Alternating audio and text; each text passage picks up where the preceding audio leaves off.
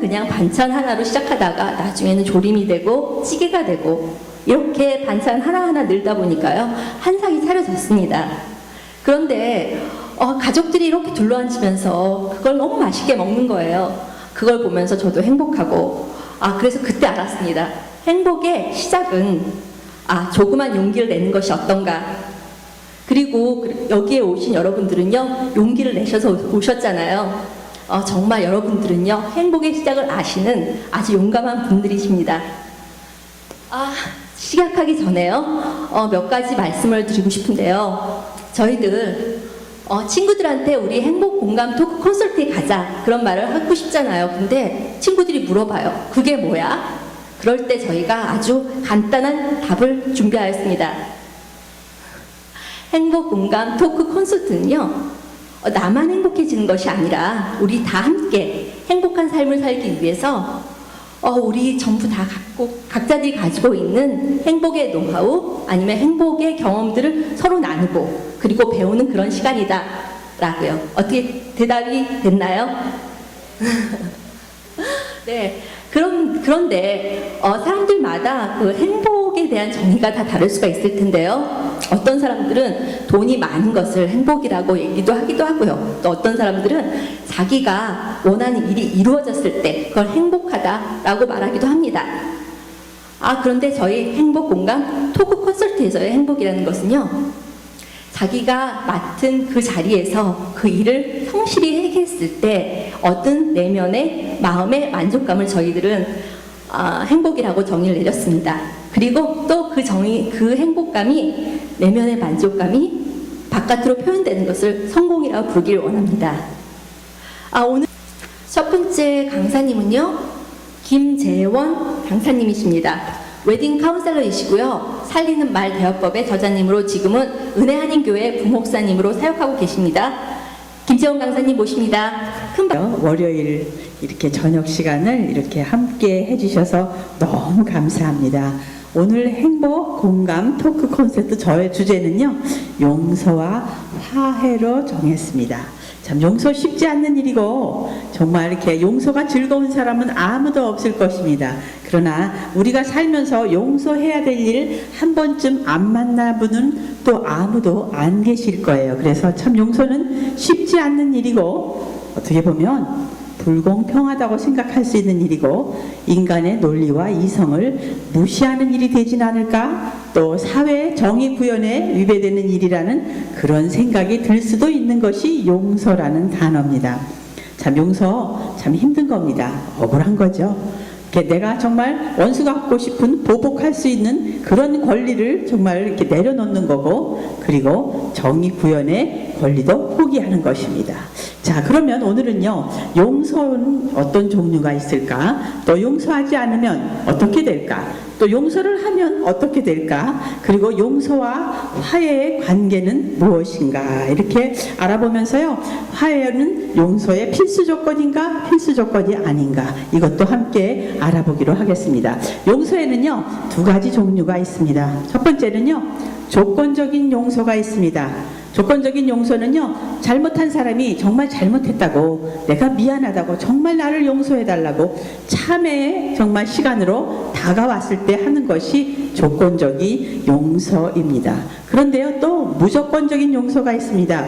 상대의 잘못이 있지만 상대가 그것을 회개하지 않았을 때, 잘못했다고 이야기하지 않았을 때 하는 것이 무조건적인 용서입니다. 자, 무조건적인 용서의 예는 어디서 많이 볼 수 있냐면요, 자녀들을 키우는 엄마들이 많이 그렇게 하는 경우가 있습니다. 상처는요, 깊은 상처도 있고 또 얕은 상처도 있습니다. 자, 상처의 아픔이라는 것은요, 여러분 다 살면서 손이나 어디나 상처 한 번씩 안 나보신 분은 없으실 것입니다. 자, 딱지가 얇은 상처는 어떻습니까? 건드려도 피가 조금만 납니다. 그러나 두꺼운 상처는요, 조금만 건드려도 어떻습니까? 굉장한 데미지를 주는 그런 상처가, 정말 깊은 상처는 그렇게 쉽게 용서되지 않는다는 것입니다. 치유되지 않는다는 것입니다. 자, 그러면 그렇게 힘든 용서해야 되는데 용서하지 않으면 어떻게 될까? 용서하지 않으면요, 그 용서를 구하는 자가 자기가 정말 이렇게 용서를 받기 위해서 노력했을 때 그것을 해든 안 해든 배상받고 싶은 마음이 우리 안에 있습니다. 잘못한 자에게 너는 이만큼 잘못했으니까 나한테 이만큼 잘해야 돼, 이런 생각이 듭니다. 그러면서 용서하지 않으면서 자기가 받은 상처가 이렇게 많다고 이 사람한테도 얘기하고 저 사람한테도 얘기하고 그랬는데 저 사람이 아무것도 하지 않는다고 그렇게 배상받고 싶어하는 마음이 우리한테 있습니다. 또는 어떤 마음이 있냐면요, 복수를 하고 싶은 마음이 있습니다. 복수를 한다고 상황이 회복되는 것은 아닙니다. 복수를 한다고 아픔이 없어지는 것은 아닙니다. 악순환만 되는 복수, 복수하고 나면 내가 가해자가 되는 그 복수를 하고 싶은 마음이 생깁니다. 그리고 또 어떤 마음이 생기냐면요, 분노가 생깁니다. 용서의 과정 중에서 용서를 하고 이제 하기 위해서 가는 과정 중에서 이렇게 화가 나는 것, 분노가 생기는 것은 당연한 일입니다. 분노가 없다면요, 용서할 일도 아마 용서할 일도 없을 것입니다. 용서할 수 없기 때문에 분노가 나는 거거든요. 근데 그 분노가 계속되면 우리 안에 쓴뿌리를 만들어서요, 우리 자신을 이렇게 정말 이렇게 우울증에 걸리게 하고 자괴감을 느끼게 하고 자포자기하게 하고 암도 생기는 그런 나쁜 것이 생기게 됩니다. 미국의 사망 원인 1위가요 뭐냐면요, 암하고 심장병이랍니다. 환자의 태도와 감정을 연구했더니요, 그 사람들이 암하고 심장병에 걸리는 그 연구를 했더니요, 용서하지 못하는 마음이 그 안에 있었답니다. 그래서 정말 숨겨진 사망 원인은요, 용서하지 못하는 마음이 가장 많았다고 합니다. 신체적, 정신적 어떤 탈진으로 스트레스나 분노가 장기화될 때, 우리가 기쁠 때 엔돌핀이 나온다 그러잖아요, 그죠? 근데 억울할 때, 분할 때, 용서하지 못할 때, 그럴 때 나오는 호르몬은 아드레날린이라는 호르몬이 나오게 됩니다. 이 아드레날린이라는 호르몬이 계속해서 나오게 되면요, 두통을 일으키고 수면 장애를 일으키고 소화불량을 일으키고 위궤양을 일으켜주고 혈압도 높아지게 된답니다. 드라마나 그런 데서 가끔 보시면 뭐 이렇게 싸우다가 열받을 일 있으면 머리 잡고 넘어지죠, 그죠? 그죠? 배우들이 그러죠? 왜 그렇습니까? 급속한, 과다한 대량의 아드레날린이 나오기 때문에 이렇게 혈압이 높아지는 것입니다. 자, 이렇게 이렇게 하면 좋은데, 용서 못할 때 나오는 현상들을 알아봤습니다. 그러면 용서로 얻어지는 것은 무엇일까? 용서로 무엇을 얻을 수 있을까? 자, 용서를 하지 못하면 어떻습니까? 용서라는 감옥에 나는 갇혀 있죠. 맨날 용서를 하지 못하는 그 억울함을 묵상하게 됩니다. 그러나 용서를 하고 나면 내가 묶여있던 억울함, 그런 것에서 내가 자유해집니다. 용서로 얻어지는 것은요, 그래서 용서 못하는 감옥에서 내가 자유해지는 자유함을 생기게 됩니다. 그리고 용서 하지 못했던 그 사람, 그 인간에 대해서 어떻게 생기냐면요, 그 인간은 왜 그렇게 살까? 너무 나쁜 인간이다. 그런 인간은 정말 어떻게 해야 돼? 하다가 용서를 하게 되면요, 그 영혼에 대한 긍휼한 마음이 생깁니다. 불쌍해집니다. 저렇게밖에 살 수 없는 그 영혼이 불쌍해집니다. 그래서요, 용서로 얻어지는 마음은요, 나한테 용서에서 묶여있던 그것에 대해서 자유해지는 자유함이 생기고요, 그리고 그 영혼이 불쌍해지는 긍휼함이 됩니다. 그래서 용서는요, 어떻게 보면요, 제가 전 시간에 용서와 수용에서 말씀한 것처럼 나 자신의 자존감의 회복이라고 말씀을 드린 것처럼요, 어떻게 보면요, 용서는요, 나 자신한테, 나에게 주는, 나 스스로 나한테 주는 선물이라고 말씀드리고도 싶습니다. 왜 그래요? 용서하지 못하는 그 억울한 과거에서 매여 있다가 새로운 미래로 갈 수 있는 시간의 전환점, 터닝 포인트가 용서이기 때문입니다. 그리고요, 용서는요, 용서하고 나면 그것이 나의 자산이 됩니다. 자산은 무엇입니까? 내 재산이 된다는 것입니다. 재산은 뭡니까?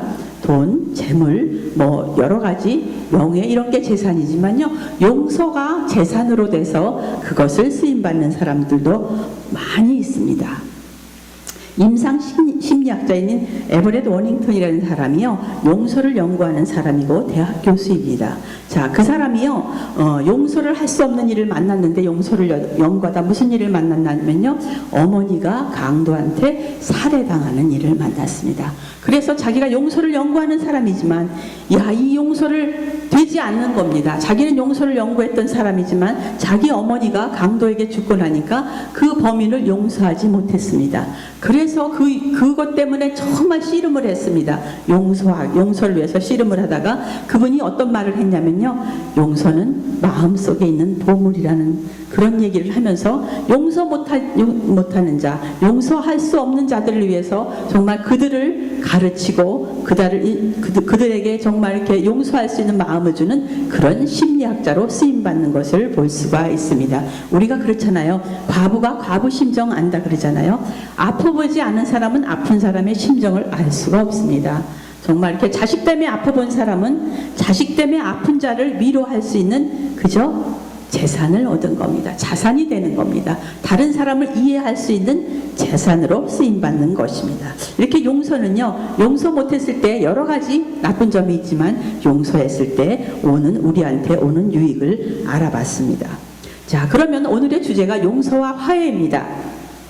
용서는 나 혼자도 할 수 있는 것입니다. 그렇죠? 아까 조건적인 용서, 그죠? 무조건적인 용서 두 가지 얘기했잖아요. 그죠? 조건이 있는 용서든 그 사람이 용서를 빌어서 했던 용서든 또 그 사람이 용서를 빌지 않아도 내가 혼자 했던 용서든 그것은요, 어떻게 나 혼자 할 수 있는 겁니다. 그러나 화해는요, 혼자 할 수가 없는 것이 화해입니다.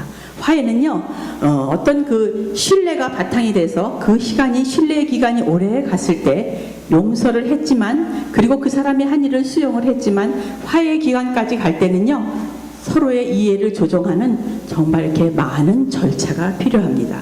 화해에 앞서는 용서는 그래서 있을 수 있습니다.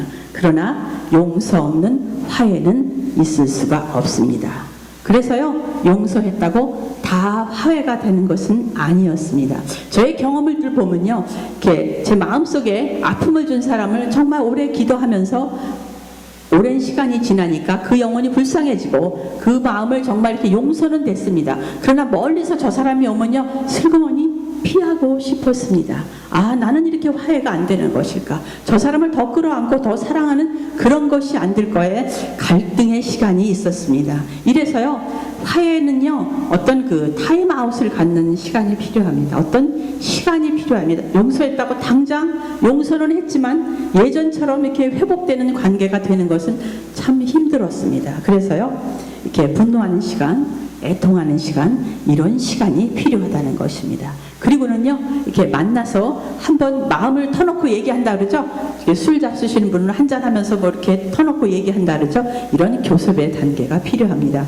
부딪혀서 그 당시의 아픔을 얘기해서 다시 아픔이 오더라도요, 내가 얼마나 아팠다는 것, 그 마음을 전달하고 이해를 받을 때, 그럴 때 화해가 되는 것입니다. 그러면서 그렇게 하고도요, 상대방이 계속되는 신뢰감이 있을 때만, 그럴 때만 화해가 계속됩니다.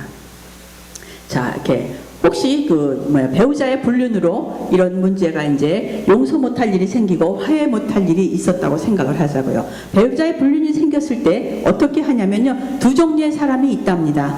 상대에게 더 잘하면서 이렇게 잘하는 사람이 있고 더 못하면서 그러는 사람이 있는데, 이제 그것이 이제 문제가 되었을 때, 수면 위에 떠올랐을 때, 더 이상 그죠? 감출 수가 없는 상태가 되었을 때 나오는 두 가지 반응이 있답니다. 내가 너무 잘못했다고, 다시는 안 그러겠다고, 이렇게 정말 사정하면서 이렇게 관계를 회복하고 싶어 하는 사람이 있고요. 아니면 어떤 사람이 있냐면, 그러니까 나는 너하고 살기 싫다고, 싫으면 관둬, 이렇게 살면서, 그러니까 그 상대가 착한 사람일 경우에 그렇습니다. 어떤 문제가 생길 때마다 그것을 이용하는 사람들이 있습니다. 그러니까 내가 너하고 살기 싫다고 그랬잖아. 그러니까 내가 불륜도 저지른 거야. 이렇게 나오는 사람들이 있습니다. 이런 경우는요, 이렇게 화해가 되기가 참으로 어렵습니다. 화해는요, 계속적인 신뢰감이 있을 때 그것이 정말 가능합니다. 용서는 혼자 할 수 있지만 화해는 그래서 혼자 할 수 없는 것입니다. 용서의 달인 얘기를 하자면 요셉의 이야기를 할 수 있습니다. 성경에 나오는 인물이라 다 아시는 분은 아실 것입니다. 요셉은요, 형들이요, 그 요셉을 질투해서 애굽의 노예로 팔아버립니다. 그죠? 자기 동생을 팔아버렸어요. 그래서 애굽에서 노예가 됐습니다. 그래서 보디발이라는 그 시위대장 집에서 종노릇을 합니다. 그런데 신임을 얻어서요, 너무 신임을 얻었기 때문에 그 집안의 모든 일을 맡깁니다. 그 집안의 모든 맡기는데요, 그 보디발의 아내가 참 이상한 여자였습니다. 그 정말 요셉이 잘생기고 준수하고 청년이니까 매일 이렇게 어떻게 좀 해보려고, 그죠? 좀 같이 잡으려고 요셉을 매일, 그런데 요셉은요 그때마다 피합니다. 요셉은 왜 그랬을까? 나중에는 결국은 아무도 없을 때, 그 아내만 있을 때 집에 볼 일이 있어서 들어갔다가 정말 이렇게 그 아내가 정말 이렇게 동침하자고 잡는데 정말 이렇게 옷을 벗어 던지고 나옵니다. 그랬습니다. 그랬으면 자 어땠습니까? 잘못은 누가 했습니까? 보디발의 아내가 했습니다. 그런데요, 세상에는요, 보디발의 아내 같은 사람들이 있습니다. 자기가 잘못했을 때 다른 사람이 그 얘기를 가서 이야기할까봐 자기가 이야기를 만들어서 거꾸로 요셉이 자기를 꼬실래다가 이렇게 도망갔느라고 이렇게 뒤집어 씌우는 사람들이 종종 있습니다. 자, 그렇다면 그 보디발이 요셉을 믿고 가정 총무를 삼았다면 그저 요셉의 말도 잘 들어보고 판단을 했어야 되는데 그 보디발은 화가 나서 요셉을 옥에 가둡니다. 참 너무 억울합니다. 그렇다면요, 자 우리가 보자고요. 우리의 모습을 지켜보자고요. 우리가 요셉이라고 했을 때 요셉은 정직한 사람입니다. 그죠? 정직한 사람이기 때문에, 그리고 내가 주인한테 정직하게 하고 내가 조심만 하면 그런 일에 안 빠질 거라고 생각을 했습니다. 아니면 보통의 사람 같으면 자기 상관한테 이만저만 해서 정말 상관님의 아내가 저를 자꾸 이렇게 하려고 하니까 제가 어떻게 했으면 좋겠습니까? 이렇게 얘기를 했으면 아마 그 가정이 깨졌을지도 모릅니다. 그러나 요셉은 그렇게 하지 않았습니다. 그리고 그저 자기가 조심하면 된다고 생각했을 때 죄를 뒤집어 쓰고 옥에 가게 됩니다. 자, 이렇게 사람은요 억울한 일을 만납니다. 그러나 결국은 나중에 요셉이 정말 자기가 그렇게 억울한 일 당한 모든 것이 자기 가족이 흉년이 들어서 애굽으로 오게 됐을 때 가족을 살리는 것이라고 알고, 그때 정말 하나님의 뜻을 깨닫고 정말 그렇게 나를 이곳에 보낸 것은 당신들이 아니고 당신들의 잘못이 아니고 하나님이셨다고 얘기하면서 용서하는 장면을 볼 수가 있습니다. 자, 화해가 안 되는 경우 제가 말씀드리면서 요셉 얘기를 드렸는데요. 계속되는 신뢰감이 있어야 합니다. 계속되는 신뢰감이 있을 때, 시간을 갖고 했을 때 화해가 됩니다. 자, 그러면 화해가 할 수 없는 경우는 어떤 경우일까? 신뢰가 없을 때 할 수 없겠지요. 그리고 어떻습니까? 만약에 부모에게 상처가 있다면 20년 전에 돌아가신 아버지하고 화해할 수는 없습니다.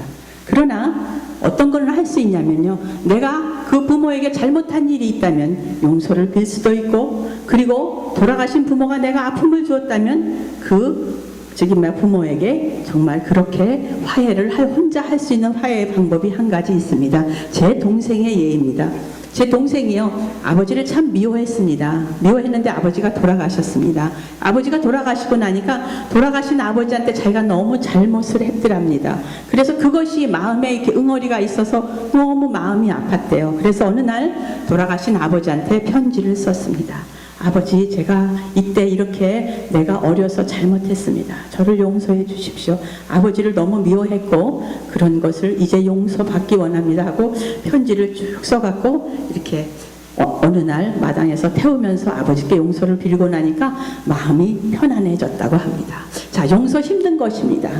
용서해야 될 일이면 어떻다고요? 마음속에 있는 보분이라고 아까 그분은 얘기하셨지만, 여러분 안에도 용서는요, 여러분이 자유하게 되는 일이고, 그리고 여러분이 재산이 되는 일이고, 다른 사람을 위로할 수 있는 정말 그렇게 좋은 것이 되는 거거든요. 용서 해줄 일이 있으면 해주시고요. 또 용서 받아야 될 사람이 있다면, 찾아갈 수 있는 사람은 찾아가셔도 좋고, 찾아갈 수 없는 사람이라면 이렇게 편지라도 써서 용서를 받으시고요. 행복한 여러분 되셨으면 좋겠습니다.